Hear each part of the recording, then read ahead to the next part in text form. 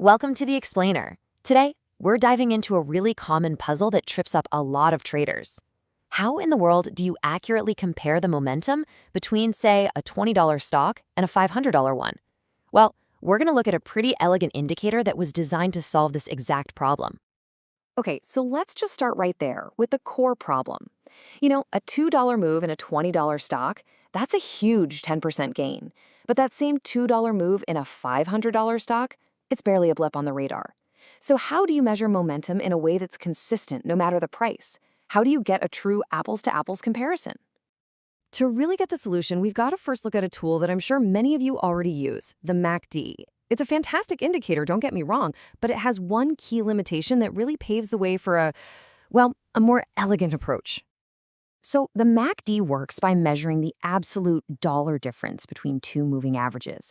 And that's great for looking at a single stock. But that reliance on absolute dollar values, well, that's exactly what makes it so tough to compare momentum across different stocks, or even the same stock over a long period of time. This brings us to the hero of our story today, the Percentage Price Oscillator, or as we'll call it, the PPO. It's an indicator that was specifically built to solve this exact comparison problem. So the PPO was developed by Gerald Appel way back in the late 1970s.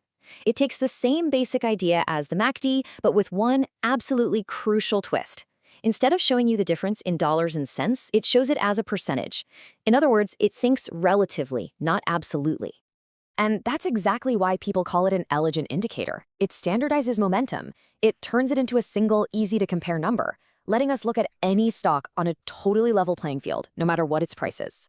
Now, you don't need to do this math yourself, of course. Your charting software is going to handle all of it. But understanding the logic here is really key.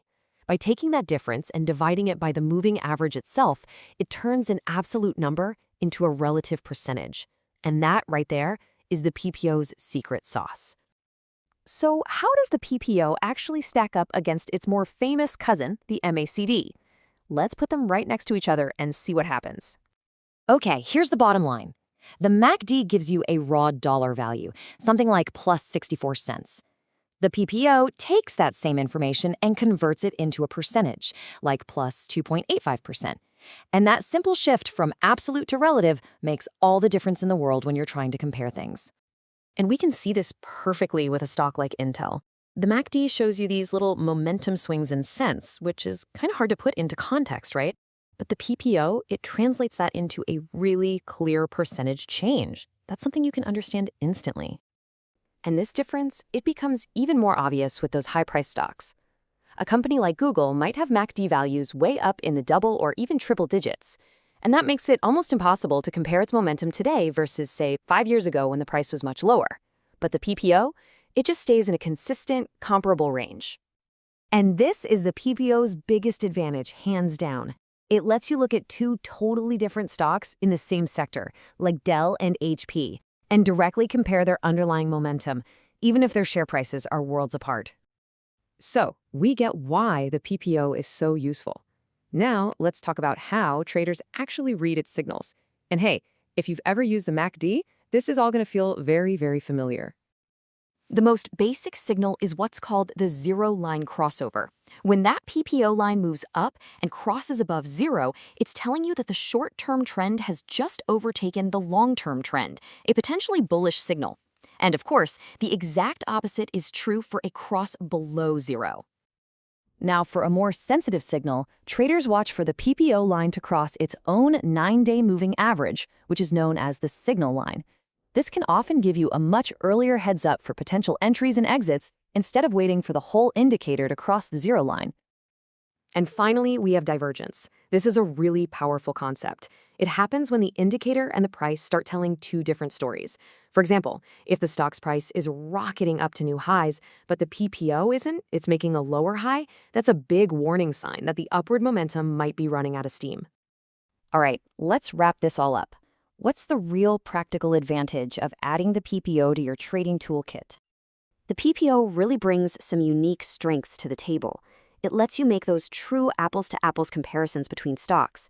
It lets you analyze a single stock's momentum consistently over years of price changes. You can even use its range to get a sense of relative volatility.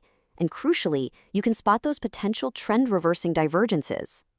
But, like any tool out there, the PPO isn't some magic crystal ball. And for a balanced view, it's really, really important to understand its limitations too. So, does this all mean the PPO is a perfect predictive tool? Well, as you've probably guessed by now, the answer is a definite no. No indicator is. You gotta remember, since it's built on moving averages, it's inherently a lagging indicator. It follows price, it doesn't lead it. It can definitely give you false signals, especially in those choppy, sideways markets. And it's not the right tool if you're looking for overbought or oversold levels. The key, as always, is to use it as just one piece of a much bigger analysis. Ultimately, by shifting your focus from absolute dollars to relative percentages, the PPO offers a really powerful new lens for looking at the market. It forces you to think about momentum in a totally different way. So the real question I want to leave you with is this. How might this change in perspective reveal new opportunities or maybe new risks in the way you see the market?